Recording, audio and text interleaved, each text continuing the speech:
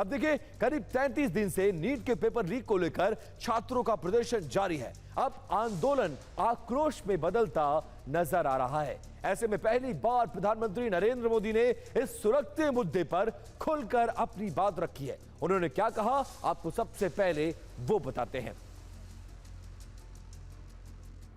अब देखिए, ग्राफिक्स के जरिए आपको पीएम मोदी ने एक्स पर कुछ पोस्ट किया है।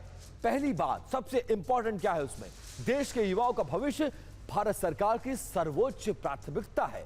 पेपर लीक के दोषियों को कठोर दंड दिया जाएगा। लीक से जुड़े केस के लिए बाकायदा फास्ट ट्रैक कोर्ट का गठन करने का फैसला कर लिया गया है।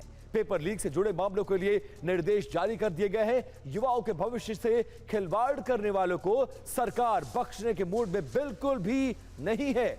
और इधर पीएम मोदी ने नीट पेपर लीक के प्रदर्शन कर रहे छात्रों को लेकर बयान दिया तो पूरे 40 मिनट के बाद राहुल गांधी भी सामने आए हैं। क्या कुछ कहा है?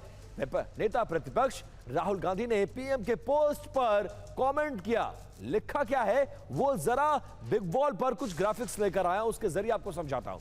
पीएम के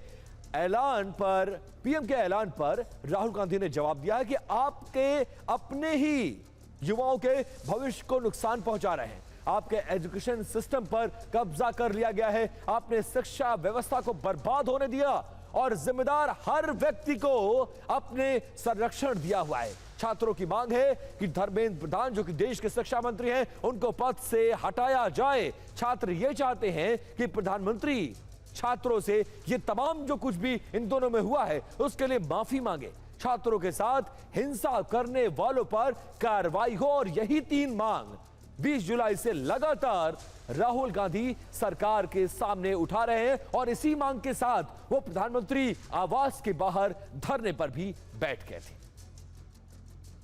अब देखिए, आपको कुछ और डिटेल्स दिखाना जरूरी है और पीएम मोदी के ऐलान पर केंद्रीय गृह मंत्री अमित शाह ने भी बहुत कुछ लिखा है, बहुत कुछ कहा है। वो जरा जानिए क्या कुछ कह रहे हैं देश के गृह मंत्री।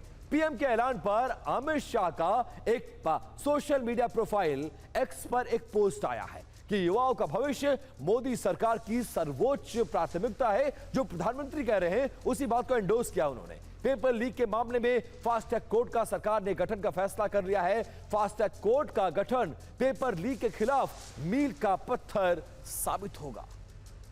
तो अब जानते हैं कि नीट पेपर लीक को लेकर फास्ट ट्रैक अदालतों से गठन से जुड़ी आखिर क्या कुछ जानकारी अब तक सामने आई है। पेपर लीक केस में फास्ट ट्रैक कोर्ट बनाने का फैसला कर लिया गया है। दिल्ली हाईकोर्ट के क्षेत्राधिकार में इसका गठन किया जाएगा, जबकि बॉम्बे, कोलकाता और हाई कोर्ट के क्षेत्राधिकार में भी इसी तरह के फास्ट ट्रैक कोर्ट का गठन किया जाएगा।